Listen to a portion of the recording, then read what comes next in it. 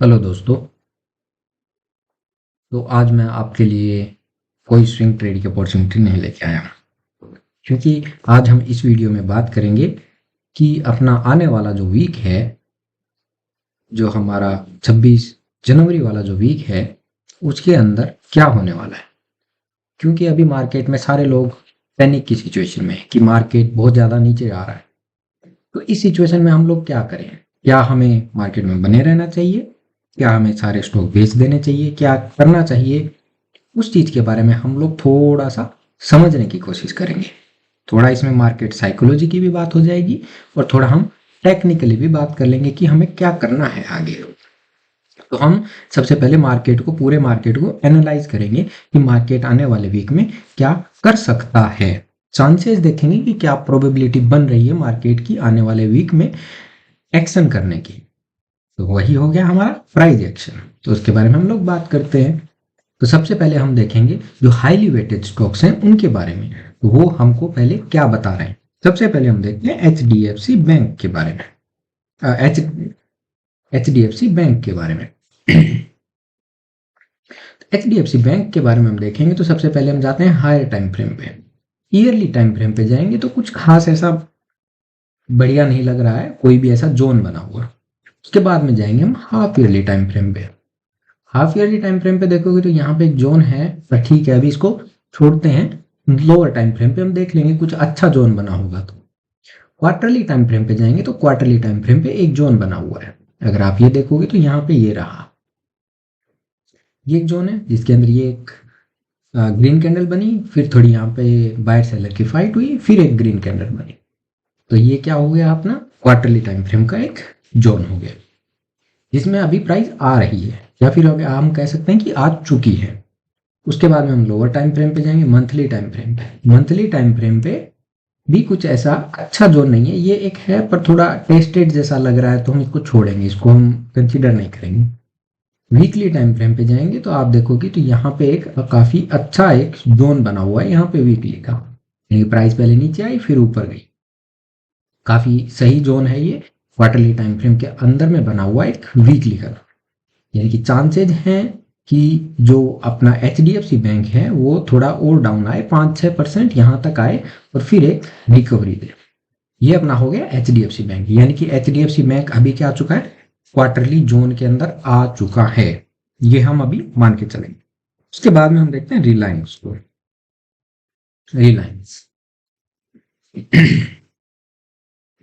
रिलायंस को हम देखेंगे तो सबसे पहले जो मार्क किया हुआ है वो हटाता हूं। सबसे पहले हम देखते हैं क्वार्टरली टाइम फ्रेम में। क्वार्टरली टाइम फ्रेम पे यहाँ पे एक जोन बना हुआ है, ये वाला, ये क्वार्टरली का डिमांड जोन है। उसके बाद में हम लोअर टाइम फ्रेम मंथली पे जाएंगे। प्राइस जो अभी है रिलायंस की वो एक मंथली के डिमांड जोन में, यानी कि हम रिसेंट प्राइस एक्शन के पास में देखते हैं क्योंकि अपने को अगले हफ्ते का रिव्यू देखना है। अभी जो प्राइस है वो मंथली के डिमांड जोन में आ चुकी है। उसके बाद हम लोअर टाइम फ्रेम पे जाएंगे तो वीकली वाला, वीकली पे देखोगे आप, ये एक वीकली का काफी अच्छा एक यहाँ पे डिमांड जोन बना हुआ है, जिसके अंदर से प्राइस अभी इसकी चल रही है। लास्ट वीक इसमें आई थी तो इसमें रिकवरी भी काफी अच्छी आई, इतनी अच्छी नहीं पर रिकवरी आई। आप डेली टाइम फ्रेम पे भी देख सकते हैं इसको। उसके बाद में हम लोग जाएंगे निफ्टी को, इन्फी को देखेंगे। इन्फी इन्फी में क्या चल रहा है? इन्फी में ऐसा कुछ अगर आप देखोगे तो हाफ ईयरली टाइम फ्रेम पे जाएंगे, यहाँ पे एक मैं सबसे पहले इसको हटाता हूँ। अब देखोगे यहाँ पे एक हाफ ईयरली का ये वाला जोन बना हुआ है, काफी बड़ा जोन है। उसके बाद में क्वार्टरली पे कुछ नहीं है, मंथली पे भी कुछ नहीं है, वीकली पे भी ऐसा कुछ खास बना नहीं है, यानी कि इन्फी में ऐसा कुछ अच्छा जोन अभी बना हुआ नहीं है। हालांकि इसमें एक अच्छी पॉइंट यही है, ये जो है ये हाफ ईयरली के टाइम फ्रेम से चल रहा है इसका प्राइस, तो इसको यानी कि ये अपने को ऑलरेडी सपोर्टिव है। पर इसमें कभी अभी रिसेंट में कोई ट्रेड नहीं बन रही है या फिर कोई जोन नहीं बना हुआ है, तो यानी कि इसका भी सपोर्ट है अपने पास। उसके बाद में अब हम देखते हैं निफ्टी को। यानी कि अभी तक जो हाई वेटेज स्टॉक थे HDFC बैंक, रिलायंस और इन्फी, ये तीनों के तीनों क्या है, डिमांड जोन में। हमने सिर्फ हाई वेटेज स्टॉक को देखा है। यानी कि एचडीएफसी बैंक क्या था, क्वार्टरली डिमांड जोन में, रिलायंस क्या है, मंथली डिमांड जोन में, इन्फी क्या है, हाफ ईयरली टाइम फ्रेम के डिमांड जोन में, यानी कि तीनों के तीनों अच्छे डिमांड जोन से चल रहे हैं। इसका मतलब अगर वो स्टॉक्स चलेंगे तो अपने बाकी जो सेक्टर वाले जो सेक्टर है, ओवरऑल जो इंडेक्स है, वो भी रिकवरी करने का ट्राई करेगा, और वो रिकवर करेगा तो उसका इफेक्ट दूसरे स्टॉक्स पे भी आएगा जो कि रिकवर करेंगे। तो उसके बाद में हम निफ्टी को देखते हैं। सबसे पहले मैं सब कुछ हटाता हूँ, उसके बाद में मैं जाता हूँ मंथली टाइम फ्रेम पे। मैं आपको रिसेंट बिल्कुल नया जो प्राइस एक्शन है उसके बगल में बताऊंगा। तो यहाँ पे अगर आप देखोगे तो ये निफ्टी के अंदर ये देखो, यहाँ पे एक बहुत अच्छा मंथली पे डिमांड जोन बना हुआ है। ये मंथली का डिमांड जोन हो गया, प्राइस इसकी तरफ आ रही है, पर उससे पहले भी तो कुछ हो सकता है। वीकली वाला ये देखो, ये एक जो वीकली का जो डिमांड जोन है ये काफी अच्छा है। लास्ट वीक जो पिछले वाला जो वीक गया है उसके अंदर इस वीकली वाले डिमांड जोन के अंदर थोड़ी सी प्राइस हल्की सी आई थी और इसने एक अच्छी रिकवरी करी थी सेम डे। अगर आप डेली टाइम फ्रेम पे देखोगे तो ये देखो, प्रॉपरली इसके अंदर नहीं आई पर थोड़ा सा ऊपर से अच्छा रिकवरी आई। अगर इसी वीकली के डिमांड जोन के अंदर आप देखोगे तो यहाँ पे बॉटम पे, जिसके अंदर मंथली का भी सपोर्ट है और वीकली का भी सपोर्ट है, दोनों के सपोर्ट के साथ में एक बॉटम पे यहाँ पे एक डेली टाइम फ्रेम का भी जोन बना हुआ है। अगर प्राइस निफ्टी की इस डेली वाले जोन में आती है, जो कि कितना डाउन है करंट मार्केट प्राइस से, ओनली 1% के आसपास, 1.12 कुछ ऐसा है, यहाँ से एक बहुत अच्छी रिकवरी आने के चांसेस बनते हैं निफ्टी के अंदर। यानी कि निफ्टी भी क्या रखा है अपना डिमांड जोन के अंदर आ रहा है या फिर आ चुका है ऑलमोस्ट। उसके बाद में हम देखते हैं निफ्टी बैंक को।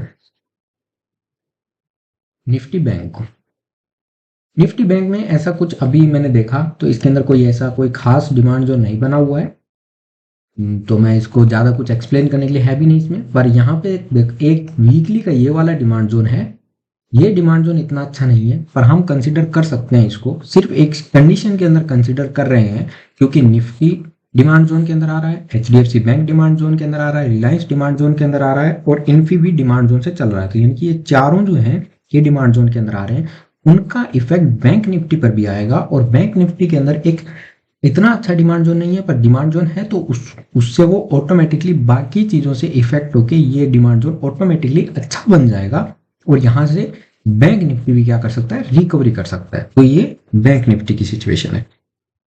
तो अभी मैंने आपको क्या क्या बता दिया, तो यानी कि अब मैं आपको कंक्लूजन बताता हूँ। नेक्स्ट वीक मेरे हिसाब से निफ्टी अगर अपने डिमांड जोन के अंदर आता है,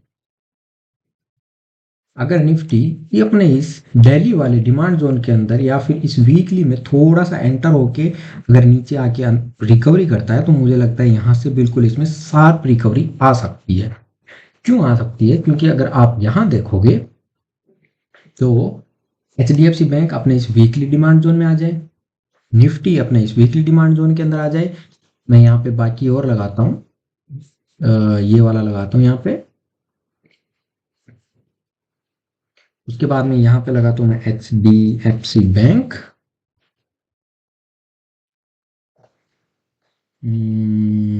वीकली पे लगाते हैं इसको। ये देखो एचडीएफसी बैंक अपने इस वीकली की डिमांड जोन पे आ जाए, इन्फी तो आते हैं एक बार, रिलायंस जो इंडस्ट्रीज है वो अपने इस डिमांड जोन में है ऑलरेडी। वीकली टाइम फ्रेम पे लगाऊं तो ये देखो ये ऑलरेडी यहाँ पे आ चुका है, ये यहाँ पे आ जाए, ये ज़्यादा डाउन ज़्यादा नीचे नहीं है, ये देखो कितना गया, 5-6% है, कितना है 6% है। ये यहाँ से चल जाए, हो सकता है ये ऊपर से इसमें रिकवरी आ जाए, पर अगर यहाँ पे आता है तो मैं इसको ट्रेड करने का ट्राई करूंगा, पर सेक्टर के सपोर्ट के साथ में करूंगा। अगर उस टाइम पे मेरा निफ्टी जो है वो यहाँ पे होता है, इस एरिया के बीच में कहीं पे भी होता है और ये उसी टाइम पे यहाँ पे आता है, तो मैं डेफिनेटली इसको ट्राई करूंगा। और ये बैंक निफ्टी भी इसी के अंदर होल्ड करता है तो मैं इसको डेफिनेटली करूँ। यानी कि अगर ये मैं जोन बता रहा हूँ, नेक्स्ट वीक आप इसको ऑब्जर्व करना, निफ्टी बैंक निफ्टी इसमें आ जाए, यहाँ पे निफ्टी जो है वो यहाँ पे आ जाए, रिलायंस इसी एरिया में होल्ड करता रहे और एचडीएफसी बैंक यहाँ पे आ जाए। अगर ये सारे एक साथ अगर अपने को यहाँ पे मिलते हैं तो वो बेस्ट टाइम होगा स्टॉक्स को बाय करने का। अच्छे अच्छे स्टॉक है, ऐसा नहीं है कि आप हर किसी स्टॉक के अंदर मत एंटर करना, अच्छे अच्छे स्टॉक्स को, जैसे मैंने एक दो स्टॉक बताए हैं, जैसे कि आईसीआईसीआई बैंक मैंने बताया है, इटर्नल मैंने बताया है, जियो फाइनेंस मैंने बताया है, और भी मैंने एक दो स्टॉक और डाले थे चैनल पे, और मैं अगले वीक कंटिन्यूसली मैं हर रोज आपको एक एक स्टॉक बताता रहूंगा। अगर वो स्टॉक्स आपको उन्हीं मेरे जो बताए हुए लेवल के ऊपर मिलते हैं, एस्ट्रल भी बताया था मैंने, मेरे लेवल पे मिलते हैं, तो आप उनको बाय कर सकते हैं, क्योंकि उनमें आपको सेक्टर सपोर्ट मिलेगा, उसकी वजह से वो बहुत शार्प और अच्छी रिकवरी उनमें दे सकते हैं, और आपको 1:2 का टारगेट इजीली मिलेगा। तो ये थी आज की मेरी जो स्टडी थी, मैं आपको समझाने की कोशिश कर रहा था कि मेरे को यही लग रहा है कि नेक्स्ट वीक आपको अच्छे से मार्केट को वॉच करना चाहिए। Next week there is a high chance कि मार्केट अच्छी रिकवरी करके देगा, और उससे अगले वीक अपना जो है बजट है, तो बजट के लिए हम लोग नेक्स्ट वीक में देखते हैं। सैटरडे या संडे को मैं फिर से आपके लिए एक वीडियो लेके आऊँगा। तो उसके लिए अपडेट रहने के लिए आप हमारे चैनल को सब्सक्राइब कर सकते हैं, और हर रोज़ एक नया स्टॉक स्टडी जिसकी मैं डालता हूँ उसको समझने के लिए और उसको देखने के लिए, जो उसमें मैं स्विंग ट्रेड बताता हूँ वो देखने के लिए, कैसे मैं वो करता हूँ वो सब जानने के लिए आप हमारे चैनल को सब्सक्राइब कर सकते हैं, ताकि आपको डेली अपडेट मिलता रहे। Thank you so much.